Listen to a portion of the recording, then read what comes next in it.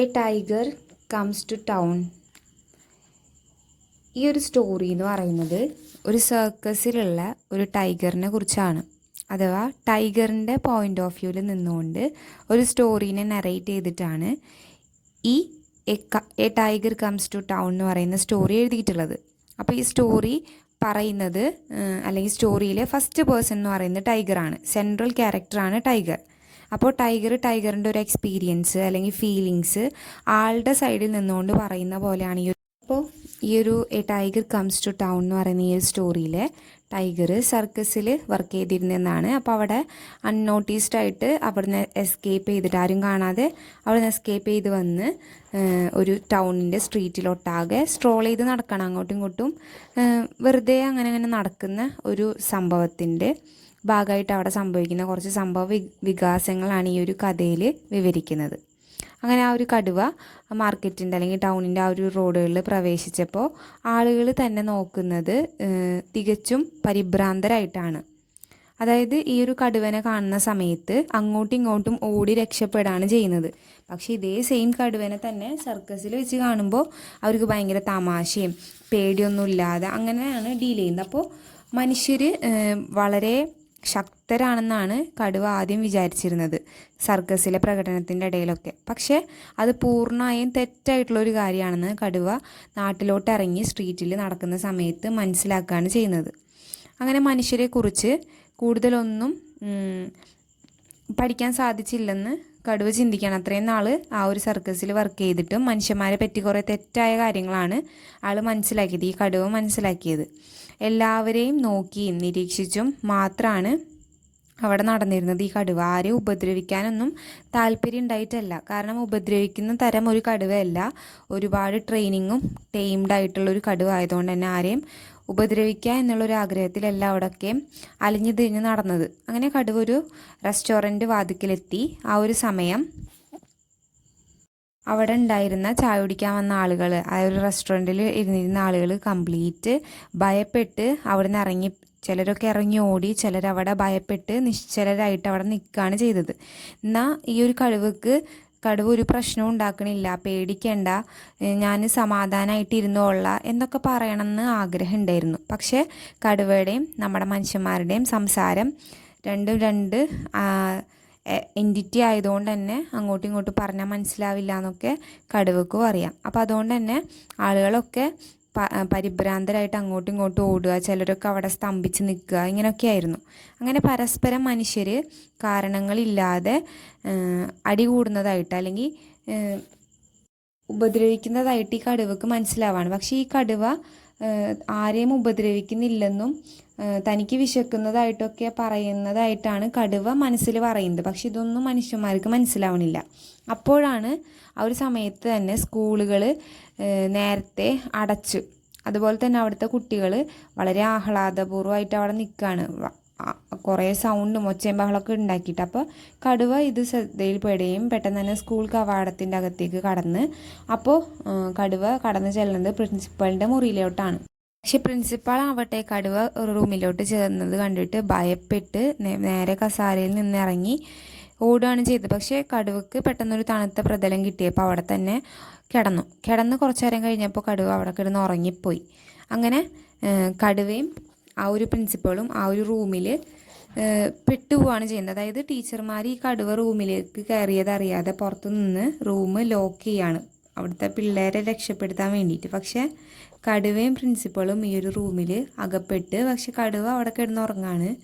അപ്പോൾ പ്രിൻസിപ്പൾ അവിടെ പരിഭ്രാന്തരായിട്ട് അവിടെ ഒരു സൈഡിൽ ഇരിക്കുകയും ചെയ്യാണ്.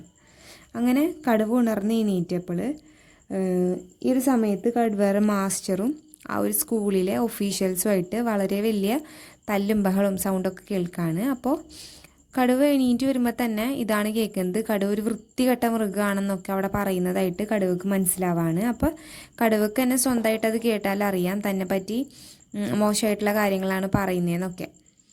അങ്ങനെ കടുവക്ക് അങ്ങനെ വിളിക്കരുത് എന്നൊക്കെ കടുവയുടെ മാസ്റ്റർ ആ ഒരു വിളിക്കുന്ന ആളുകളെ ശകാരിക്കുന്നതൊക്കെയും കടുവ അപ്പോൾ കേൾക്കുന്നുണ്ടായിരുന്നു. പക്ഷേ കടുവനെ അതിൻ്റെ ഉള്ളിൽ നിന്ന് പുറത്ത് കൊണ്ടുവരാൻ വേണ്ടിയിട്ട് കടുവയുടെ മാസ്റ്ററെ ആ ഒരു റൂമിലേക്ക് കടത്തി വിടാനായിട്ട് ആരും സമ്മതിക്കുന്നില്ല. ആരും സമ്മതിക്കുന്നില്ല എന്ന് വെച്ചാൽ എല്ലാവർക്കും പേടി, ജീവനിൽ പേടി. ഈ ഒരു മാസ്റ്ററിനുള്ളിലോട്ട് കടത്തി വിട്ടാലും കടുവ അയാളെ ഉപദ്രവിക്കുമെന്നാണ് എല്ലാവരും വിചാരിക്കുന്നത്. പക്ഷേ കടുവ എന്ന് പറയുന്നത് ഹൈലി ട്രെയിൻഡ് ആയിട്ടുള്ള സംഭവമാണ്. മാസ്റ്ററുമായിട്ട് വളരെ നല്ലൊരു ബോണ്ട് കൊണ്ട് നടക്കുന്ന, അല്ലെങ്കിൽ അങ്ങനത്തെ ഒരു ബോണ്ടിൽ പോകുന്നൊരു കടുവ ആയതുകൊണ്ട് തന്നെ ഒരിക്കലും അയാളെ ഉപദ്രവിക്കാനുള്ള ചാൻസ് ഇല്ല എന്ന് അയാൾക്കും നന്നായിട്ട് അറിയാം. ആരെയും ഈ ഒരു കടുവ ഹാം ചെയ്യില്ല എന്നും രണ്ടു കൂട്ടർക്കും അറിയാം. പക്ഷേ ആളുകൾ അനാവശ്യമായിട്ട് ഈ കടുവേനെ അങ്ങനെ ഭയന്നുകൊണ്ടിരിക്കുകയാണ്. അങ്ങനെ ഒരുപാട് ശ്രമിക്കുകയാണ് ഈ ഒരു മാസ്റ്റർ ആ ഒരു റൂമിലോട്ട് കടന്നു ചെല്ലാനായിട്ട്. അങ്ങനെ മജിസ്ട്രേറ്റിനോട് തീരുമാനം എടുക്കാൻ നിർദ്ദേശിക്കുകയാണ്. അങ്ങനെ ഒരുപാട് അഭ്യർത്ഥനയ്ക്കൊടുവിൽ മനസ്സില്ലാ മനസ്സോടെ മജിസ്ട്രേറ്റർ മാസ്റ്റർ അകത്തോട്ട് പ്രവേശിക്കാനായിട്ട് സമ്മതിക്കുകയാണ്. എന്നാലും എന്തെങ്കിലും കുഴപ്പമുണ്ടായാലും ആരെയും കുറ്റപ്പെടുത്താൻ പാടില്ലെന്നൊക്കെയുള്ളൊരു തൻ്റെ മാത്രം സ്വന്തം ഉത്തരവാദിത്തത്തിൽ ഇത് ചെയ്യുന്നെന്നൊരു സത്യവാങ്മൂലം എഴുതി വാങ്ങുകയാണ് ഈ ഒരു മജിസ്ട്രേറ്റ്. അങ്ങനെ രോഷാകുലനായിട്ടുള്ള ഈ ഒരു മാസ്റ്റർ അധ്യാപകരെയും മജിസ്ട്രേറ്റിനെയും ഒരു പാഠം പഠിപ്പിക്കാൻ വേണ്ടി അവരുടെ അറിവും പഠനവും ഒക്കെ പൂർണ്ണമല്ലെന്ന് അവരെ മനസ്സിലാക്കാൻ വേണ്ടിയിട്ട് അദ്ദേഹം സംസ്കൃതത്തിലാണ് ഈ സത്യവാങ്മൂലം എഴുതി കൊടുക്കുന്നത്. അപ്പോൾ മജിസ്ട്രേറ്ററിനോ അല്ലെങ്കിൽ ഈ അധ്യാപകർക്കോ സംസ്കൃതം അറിയില്ലെന്ന് മാസ്റ്ററിന് നന്നായിട്ട് മനസ്സിലായിട്ടുണ്ടായിരുന്നു. അപ്പോൾ സംസ്കൃതം ഒരു പുരാതന ഭാഷയാണെങ്കിലും ഈ ഒരു മാസ്റ്റർ അത് എഴുതി കൊടുക്കുന്നത് ഇവിടെയുള്ള അധ്യാപകരുടെ അവരുടെ ഒരു അറിവിനെയും പഠനത്തിനും ഒക്കെ അതിൻ്റെ ഒരു ലെവല് അവർക്ക് തന്നെ മനസ്സിലാക്കി കൊടുക്കാനാണ്. സംസ്കൃതം എന്ന് പറയുന്നത് ഔദ്യോഗിക ഭാഷയായിട്ട് അംഗീകരിച്ച ഭാഷ ആയതിനാൽ മജിസ്ട്രേറ്റിന് അത് സമ്മതിക്കല്ലാതെ വേറെ വഴിയൊന്നും തന്നെ ഉണ്ടായിരുന്നില്ല. ഒരു സത്യവാങ്മൂലത്തിൽ എഴുതിയത് എന്താണ്, അതിൻ്റെ ഉള്ളടക്കം എന്താണ് എന്നൊന്നും ആ ഒരു മജിസ്ട്രേറ്റിന് വായിച്ചാൽ മനസ്സിലാവില്ലായിരുന്നു. എന്നാലും അദ്ദേഹം എഴുതിയത് അംഗീകരിക്കല്ലാതെ അക്സെപ്റ്റ് ചെയ്യല്ലാതെ വേറെ ഒന്നും ചെയ്യാൻ ആ ഒരു സമയത്ത് പറ്റില്ലായിരുന്നു. സോ അങ്ങനെ ആ ഒരു സത്യവാങ്മൂലം ആക്സെപ്റ്റ് ചെയ്തുകൊണ്ട് കടുവയുടെ അടുത്തേക്ക് തൻ്റെ മാസ്റ്ററിനെ വിടാനായിട്ട് അവർ തയ്യാറാവാണ് ചെയ്യണം. അങ്ങനെ ആ ഒരു സ്റ്റോറി അവസാനിക്കുകയാണ് ചെയ്യുന്നത്.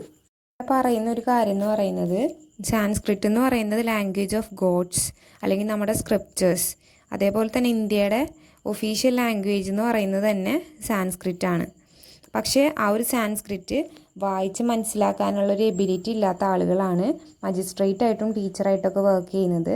സോ അവരുടെ തന്നെ ഒരു ലേണിംഗ് കപ്പാസിറ്റീനെ മനസ്സിലാക്കാനായിട്ടാണ്, അല്ലെങ്കിൽ ഒരുപാട് ഹൈ ക്വാളിഫിക്കേഷൻസും ഡിഗ്രിയും ഒക്കെ നേടിയെടുത്താലും സ്വന്തം മദർ ടങ് അല്ലെങ്കിൽ ലാംഗ്വേജിൻ്റെ മദർ എന്ന് അറിയപ്പെടുന്ന സംഭവത്തിനെ മനസ്സിലാക്കാൻ കഴിഞ്ഞില്ലെങ്കിൽ, ഹ്യൂമൻ ലാംഗ്വേജ് മനസ്സിലാക്കാൻ കഴിഞ്ഞില്ലെങ്കിൽ അവിടെ അവർക്ക് എങ്ങനെയാണ് ഒരു ടൈഗറിൻ്റെ ലാംഗ്വേജ് മനസ്സിലാവുക.